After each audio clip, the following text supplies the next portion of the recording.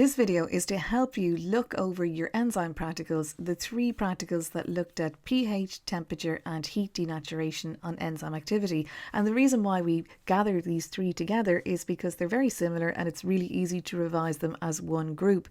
Now this video is not going to go into each of the separate particular steps on how you do it. It's more to address particular questions that might crop up.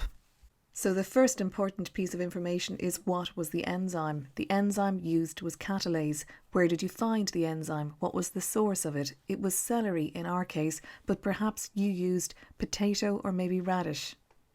So what was the substrate? Well, the substrate was hydrogen peroxide. So in these reactions, the enzyme catalase is helping to speed up the breakdown of hydrogen peroxide into new products. So two products are formed, oxygen and water, and it's really the oxygen that we're interested in, because as the oxygen gets formed, it tries to leave the graduated cylinder, and as it does, it gets trapped in the soap or the washing up liquid that's been added, and this creates a foam, and it's this volume of foam that we're going to measure after 2 minutes. So for each of these enzyme practicals, remember the enzyme was always catalase, its source was celery, the substrate was hydrogen peroxide, and the products are always water and oxygen.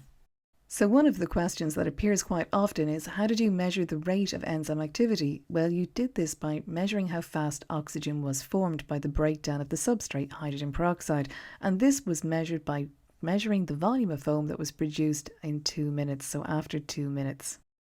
So you now know that the enzyme is catalase and celery is the source. The substrate is hydrogen peroxide, the products are oxygen and water, and you measured the rate of reaction by measuring the volume of foam produced after 2 minutes. So the first practical was looking at the effect of pH on enzyme activity. So the only thing that you're going to change in this practical is the pH, and you change the pH by using different buffer solutions, but everything else is maintained the same. The temperature was maintained at 25 degrees Celsius using a water bath, and this was checked with a thermometer. In addition to temperature, we controlled the amount of enzyme because we used 5 grams of fresh celery each time. We also controlled the amount of substrate because we used 2 mils of hydrogen peroxide each time. This was your basic setup for each of those practicals connected to enzyme activity. So you had a graduated cylinder with 5 grams of celery, then you would add your buffer solution, then 2 drops of washing up liquid, and eventually you would add your hydrogen peroxide from its test tube after it had come to the right temperature, so 25 degrees Celsius in this case, because remember, we're only changing the pH, so we're only going to change the buffer solutions. So once everything was at the right temperature, 25 degrees Celsius, and once you decided on the pHs that you were testing, so you could test 4, 7, 10 and 13, you set up your equipment as shown, and you basically then added your hydrogen peroxide, and after 2 minutes you measured the volume of foam that was produced, and you repeated this at least 3 times for every pH you wanted to test. And we discovered that pH 9 was the pH at which the enzyme worked best. It seemed to produce the most foam after 2 minutes, so the greatest volume of foam after 2 minutes. So therefore we say that pH 9 is the optimum pH for catalase activity. This time the only thing that changed was temperature, because we wanted to look at how temperature affected enzyme activity, catalase activity. So we have to change the temperature, and we did this by changing the temperature of the water baths we used, and we maintained everything else as constant. So the pH was maintained at 9 because we used pH buffer solution 9, and we maintained the amount of catalase by using the same 5 grams of celery and the 10 mils of substrate, which was your hydrogen peroxide.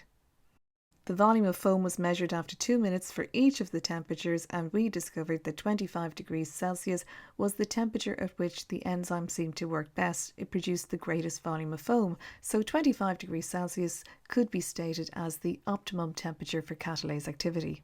The final practical is asked a lot on your exams and is often overlooked by students, and it's examining or looking at the effect of heat denaturation on enzyme activity.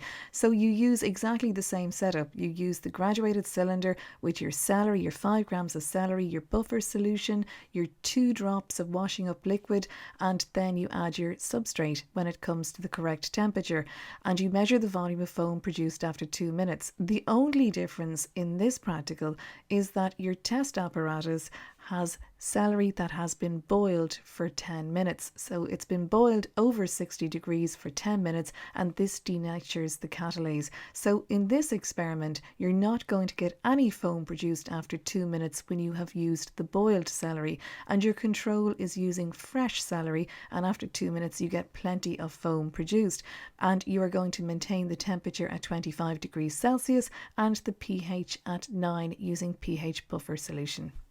So it's important at the end of these practicals that you graph your results, and these are two examples of the graphs that you probably obtained in your class. So you can see the temperature graph and the pH graph, and it's important to know them for all your enzyme studies.